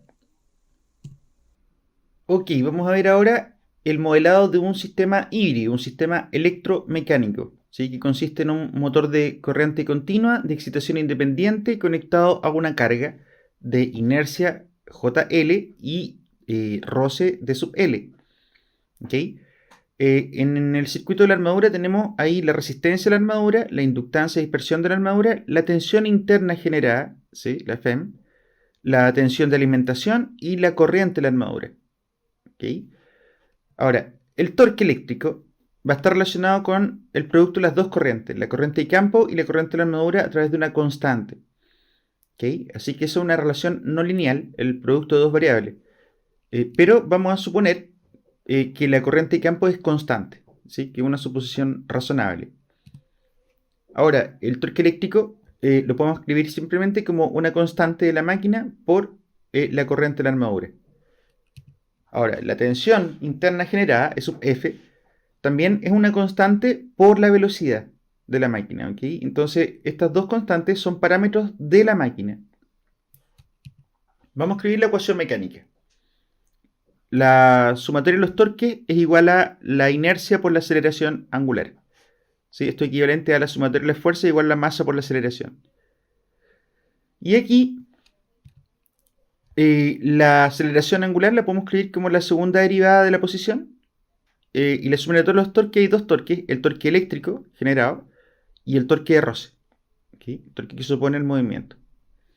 Bien, si escribimos, aquí equivale el torque eléctrico, ¿sí?, que estaba por esta expresión, y el torque de roce, que es la constante por la velocidad. En este caso la podemos escribir como la primera derivada de la posición, la velocidad. Y arreglando esta expresión obtenemos nuestra ecuación mecánica, ¿sí?, que relaciona posición angular con corriente de la armadura. Por otro lado tenemos la ecuación eléctrica, que consiste en plantear una ley de Kirchhoff de voltaje aquí en esta red. Vamos a tener una caída de tensión en la resistencia, en la inductancia y la tensión interna generada, aparte de la tensión que se aplica en los bornes, la tensión de alimentación. Entonces, nuestra ecuación diferencial sería la siguiente. Ahí está la caída de tensión en la inductancia, en la resistencia, la tensión interna generada y la tensión de excitación. Ahora la tensión interna generada la podemos reemplazar por esto, Ahí está. Y la escribimos en vez de velocidad como primera derivada de la posición angular, θ sub m. ¿Okay? Bien, fíjese en lo siguiente. La primera ecuación contiene variables mecánicas y una variable eléctrica.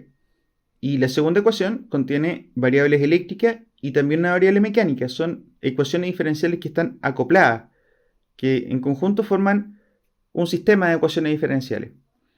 ¿Okay? Si yo quisiera, por ejemplo, saber cómo varía la posición angular con respecto al voltaje, podría despejar I, la corriente de la primera ecuación, el que M pasa dividiendo, y la expresión de I la reemplazo acá. Luego esa expresión la derivo y la reemplazo acá. Y tengo entonces una ecuación diferencial que relaciona posición angular con voltaje de alimentación. ¿Okay? Bien, vamos a ver qué pasaría ahora si agregamos aquí un engranaje. ¿Sí? Y suponemos que ya el motor no es un motor sin masa, sin inercia y sin roce, sino que aparte el motor tiene inercia y tiene roce, ¿sí? Más realista. Sería un caso como este. Entonces, JA y D sub A son la inercia y el roce del motor. Y tenemos aquí un engranaje, un transformador de velocidad, N1, N2. ¿Okay? La ecuación eléctrica no cambia en nada. La ecuación mecánica sí. Pero es básicamente lo mismo. La sumatoria de la torque es igual a la aceleración por ahora la inercia equivalente. ¿Okay? La sumatoria de los torques sería el torque eléctrico menos el torque equivalente. ¿Okay? Si reemplazamos lo que es el torque eléctrico y el torque de roce, el torque de roce verá afectado por un factor que es el damping equivalente y aparte tenemos la inercia equivalente. Entonces vamos a escribir a qué equivale en expresiones la inercia y el damping o roce. Aquí tenemos la inercia equivalente, que sería la inercia del motor más la inercia de la carga, pero referida es el primario de nuestro engranaje. Y el roce equivalente de sub m sería el roce del motor más el roce de la carga, pero referido hacia el primario de la máquina. Por eso todo está en términos de θm, que es el θ del motor, y no en términos de θl, que es el ángulo en el lado de la, o posición angular en el lado de la carga. ¿Sí? Y tenemos nuestro sistema de ecuaciones diferenciales con el que escribe completamente la dinámica del sistema.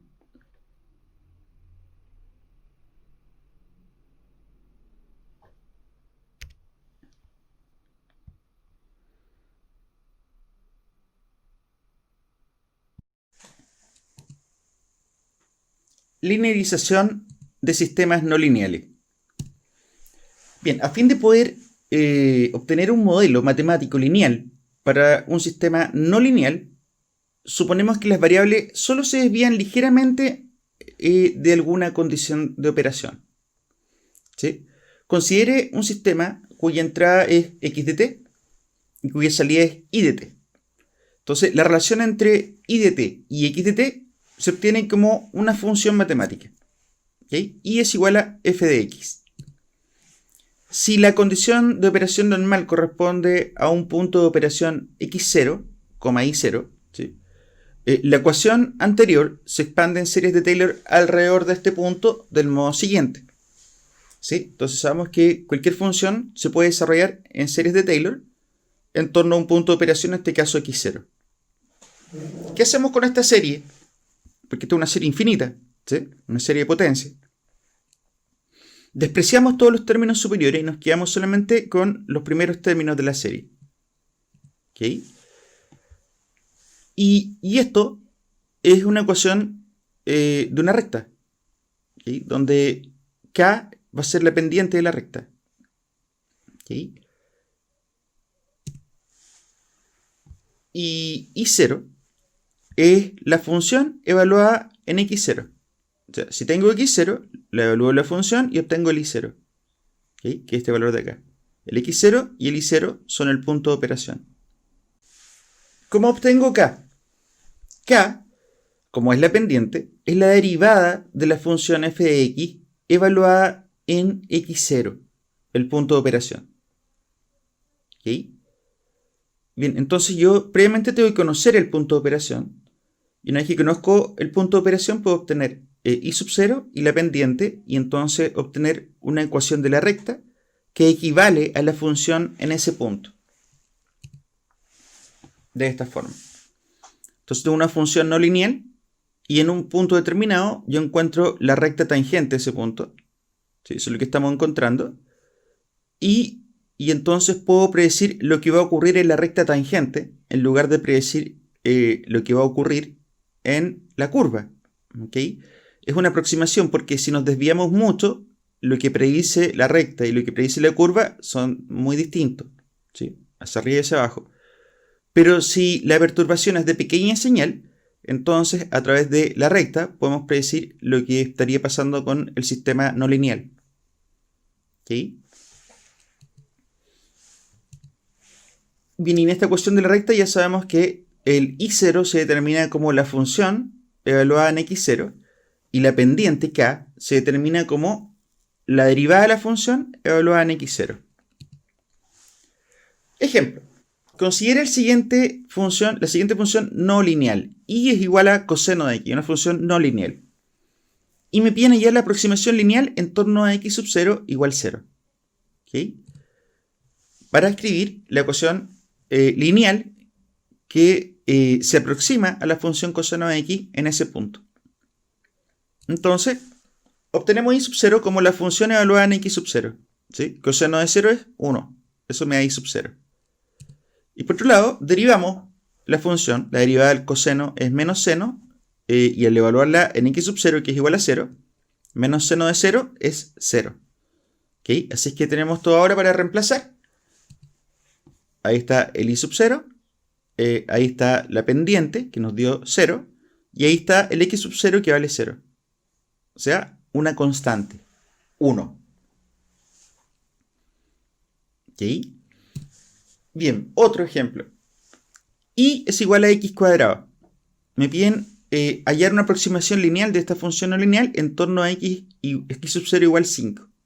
Entonces, igual que antes, y de 0 va a ser la función evaluada en x sub 0. ¿Sí? O sea, 5 al cuadrado, 25.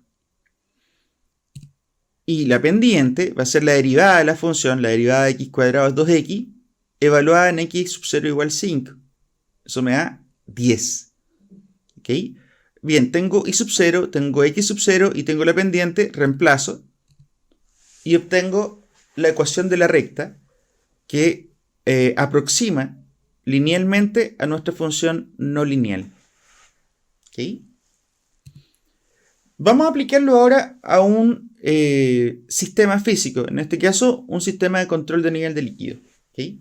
Entonces tenemos un caudal de entrada, una altura y una descarga con un caudal de salida.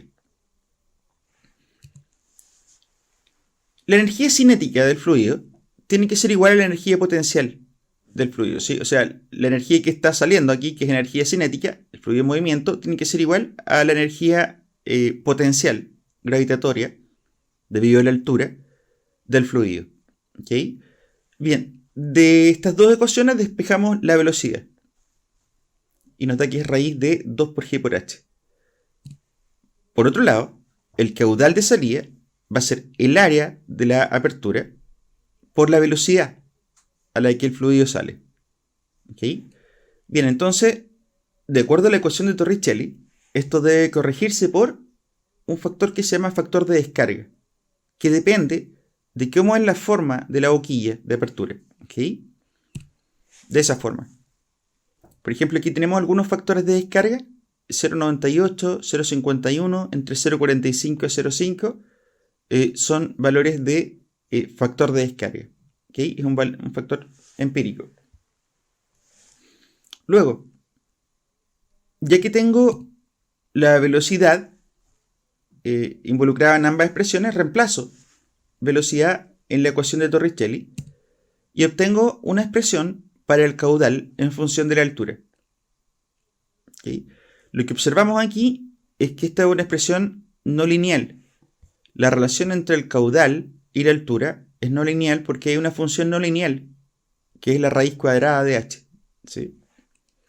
Bien, esto también se puede expresar en términos de la presión, pero sigue siendo una relación no lineal. ¿Okay? Bien, si definimos una constante K como el factor de descarga por A por raíz de 2 por G, o sea, esta parte de aquí. Entonces podemos escribir el caudal de salida como una constante K por H, la raíz de H. La ecuación de equilibrio nos dice que el área por la derivada de la altura en el tiempo es igual a la sumatoria de los flujos. Flujo que entra menos flujo que sale. ¿Okay? Y nosotros ya tenemos una expresión para el flujo que sale, así que podemos reemplazarla simplemente y luego despejamos y dejamos ordenada nuestra ecuación diferencial.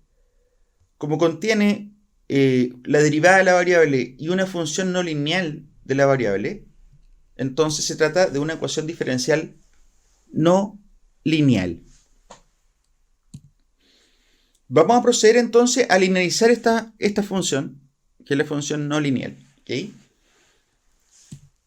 Y la función es K por raíz de H.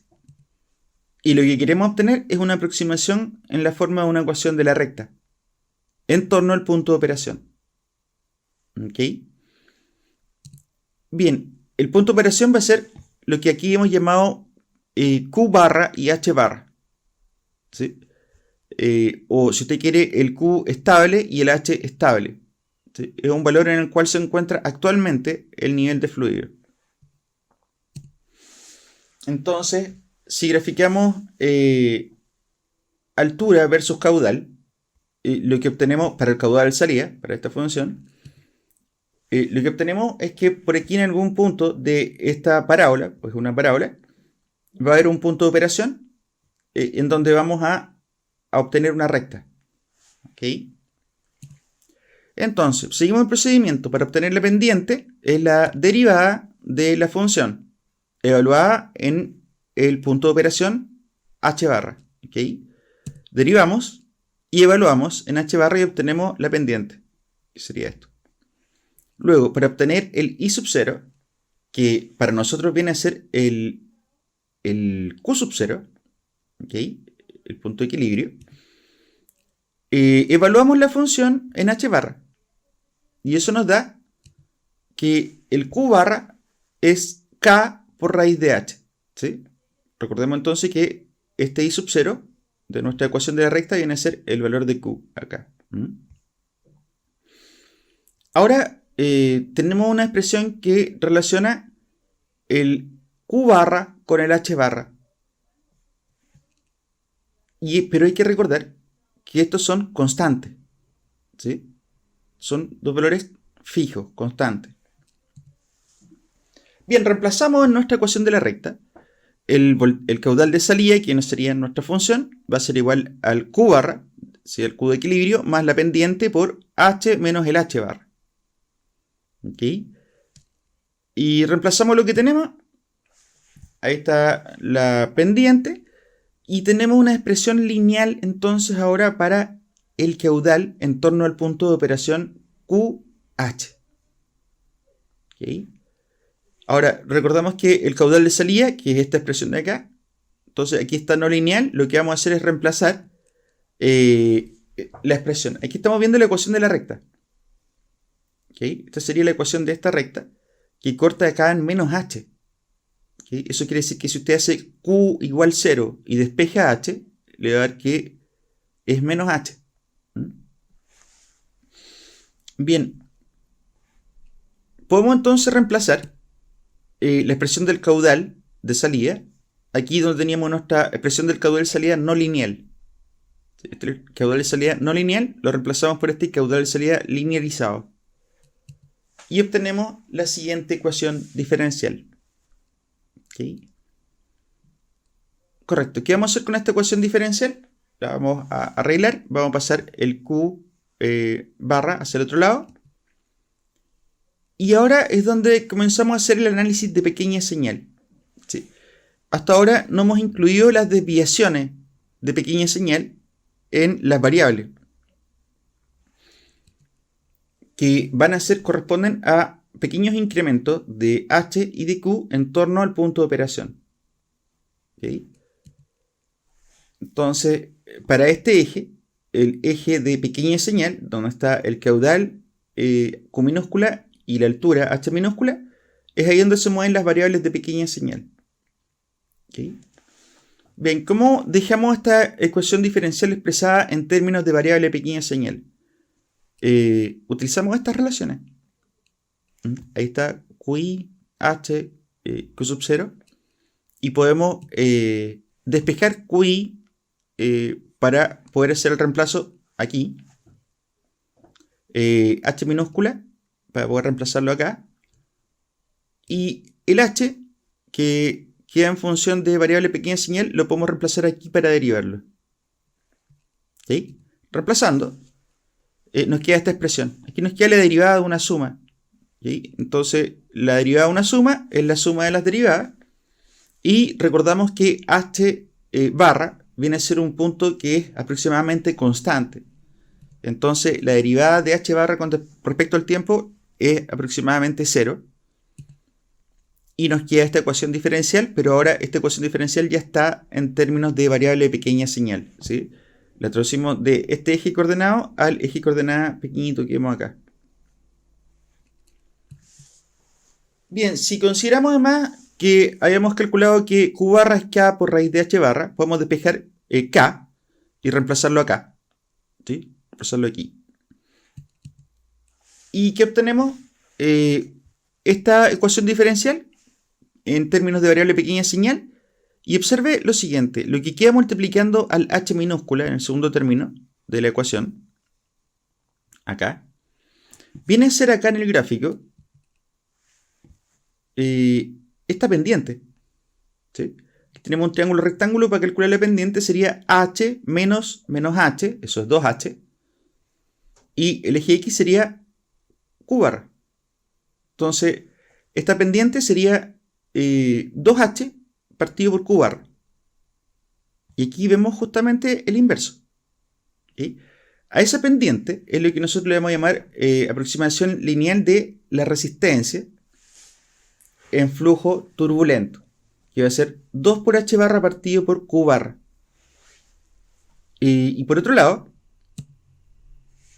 aquí arriba, en el eje de variable pequeña señal, si medimos la pendiente de la misma recta, nos da que es simplemente h partido por q. O sea, en términos de variable pequeña señal, es 2h barra partido por q barra, pero en términos de la variable de pequeña señal, es h partido por q. ¿Okay? Entonces, reemplazamos y nos queda 1 partido por r. ¿Okay? Esto sería igual a 1 partido por r. Ahora, con esta ecuación diferencial podemos modelar el comportamiento, podemos simular el comportamiento dinámico del sistema para pequeñas perturbaciones en torno a ese nivel y a ese caudal de punto de equilibrio. Ahora, ¿cómo calculamos la resistencia si no conozco, por ejemplo, el caudal del punto de equilibrio? No conozco solamente la altura. Bien, puedo relacionarlo. Ya sé que K, que es involucra el factor de descarga, lo puedo reemplazar aquí. Y que esa expresión puedo reemplazar Q acá. Al hacer esa operación, lo que obtengo es una expresión para la resistencia de flujo turbulento en un punto de operación para una altura h, que ya no depende del caudal de equilibrio. ¿Sí? Yo solamente necesito conocer la altura de equilibrio y entonces eso me entrega la resistencia que era el fluido con la cual yo puedo hacer un modelamiento dinámico del sistema. Perfecto, estimados alumnos. ¿Sí? Esta semana revisamos los conceptos de sistema. Vimos lo que era un sistema lineal y un sistema lineal e invariante en el tiempo. Vimos la definición de las funciones singulares, la función escalón, la función impulso, la función rampa, sus relaciones. Estudiamos el modelado de sistemas físicos, sistemas eléctricos, sistemas mecánicos translacionales, sistemas mecánicos rotacionales. Vimos sistemas fluídicos. También vimos sistemas electromecánicos, ¿sí? Combinaciones de sistemas. Más pensando en el futuro en poder modelar motores eléctricos. ¿Sí? Y también vimos cómo es que se linealiza un sistema no lineal para poder estudiarlo en un determinado punto de operación. con todo esto estamos listos para entrar en la segunda fase. En la segunda fase, la segunda semana, vamos a aprender a resolver estas ecuaciones diferenciales usando las técnicas de la transformada de Laplace. Nos vemos.